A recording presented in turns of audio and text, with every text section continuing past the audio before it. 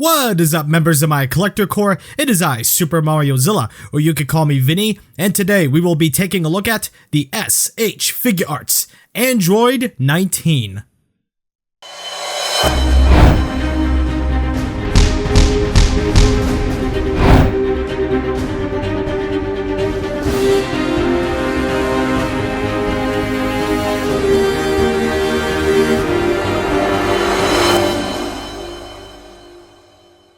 Revealed along with Android 20, Android 19 would finally join S.H.Figuarts at long last, further completing the Android saga. Always nice to see. Could have never expected him in the old Dragon Ball Figuarts days. It was a surprise for the community to see the figures reveal, and Android 20 will of course follow soon after. 19 went up for pre-order as a premium Bandai webshop exclusive, clocking in at an MSRP of $70. Seems fairly reasonable. Upon releasing, some fans were mixed on the figure, and the biggest issue everyone has is the glossy finish on the face. Yeah, that really sucks and should not be a thing, but does it ruin the whole figure? Or is this still a good representation of Android 19? Well, I'm pretty sure that's why you clicked on the video. Let's not waste any more time and see what's up. So my only negative is the face with the glossy finish. It's not terrible, but not good looking. Doesn't hurt the aesthetic though, and the face details are still kept the same, so that's always good. 19 is looking good otherwise. His paint is really clean where there is paint. I love the bright orange on the pants, really makes him pop, and the vanilla yellow vest is a treat to behold, and the sculpted details are excellent. His face sculpt is well done, and of course has the details on his face to make him resemble a 2D drawing as 3D. That's always appreciated. The clothes feature many wrinkled details and looks great.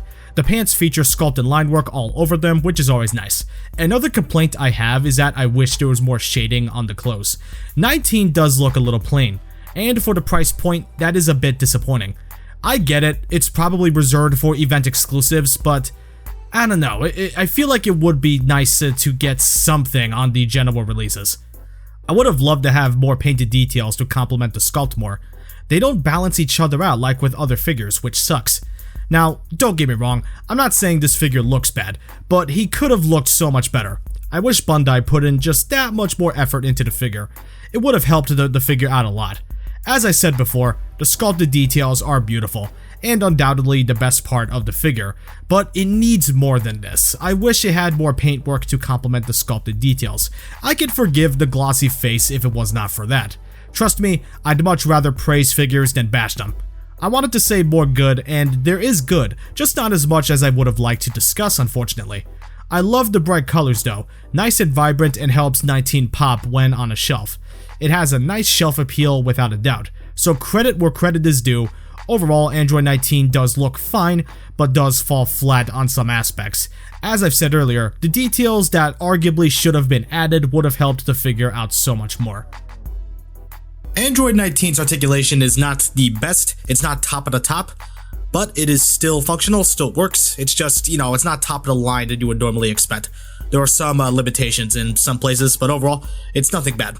For his design, I think they did a pretty good job. So, head is on a ball hinge. He can look this high up, and can look this far down, although it's not very far down at all.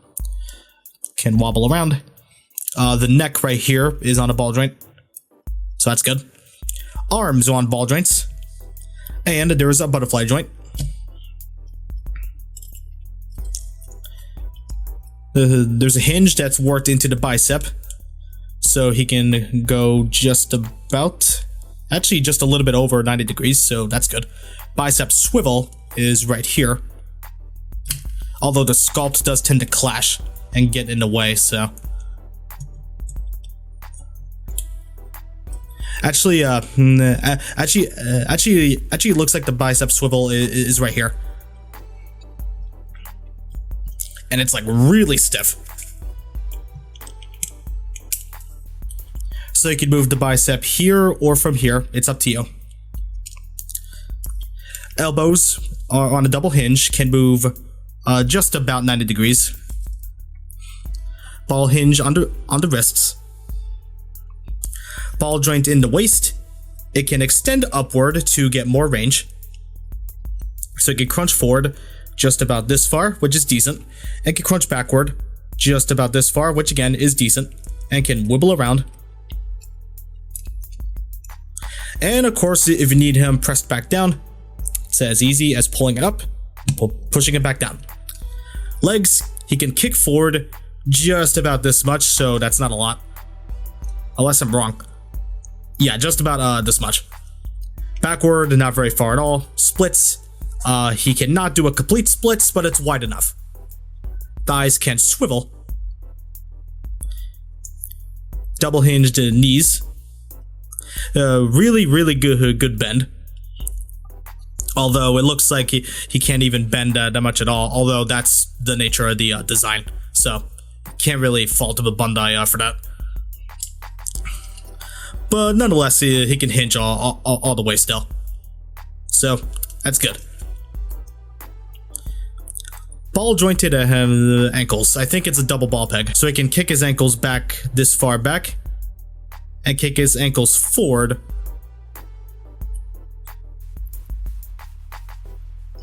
Not very far forward at all. And ankle rocker is decent. And toes are on a hinge. Can go all the way. So 19's articulation is good. He can get in plenty of poses. You just have to be aware that he's not exactly top of the top when it comes to articulation. His engineering is not exactly 100%, if that makes any sense. But again, his articulation is not bad. His design is just awkward. His design was just a bit awkward to work with, I can imagine. But nonetheless, I think he's still fun to pose around. Android 19 did not get the short end of the stick with accessories. I feel for the price point it's just enough, although an effect could have sweetened the deal.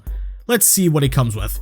First, 2 headpieces with his cap and a Red Ribbon Army logo on it, and a red transparent top revealing his brain or whatever is inside there.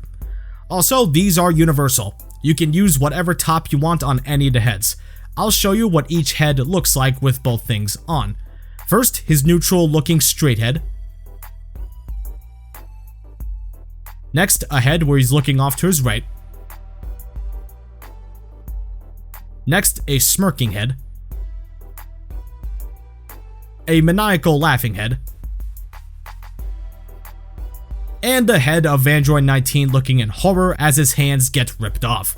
For his hands, he has 2 fist hands, 2 chopping hands, 2 clawed open hands, and 2 blast effect hands. Also, the hands sport the detail of the energy drainers, which is always a good thing. 19 also comes with separate elbow pieces to make it look like his hands got ripped off of him. These pieces are not universal, each of them go on specific arms due to the different shapes and depicts. These look pretty cool when on the figure.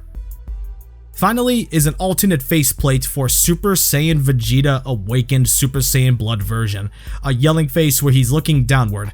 This is meant to recreate the scene where he rips off Android 19's arms. So I dig Android 19's accessories. I can't name much else he could come with besides an effect part. Whether it justifies the $70 MSRP is up to you. Here's a size comparison with other figures you may or may not own. 19 is short and stocky. Maybe I'm wrong, but does it feel like he should be a bit bigger? Again, I very well could be incorrect, so I don't know for sure his actual size. Either way, Android 19 doesn't size terribly with other figures. You can make it work, no problem. Android 19 is a decent figure. It's good, but it's not great. Lots of issues, mainly in the paint department or lack thereof, and of course some issues in the articulation.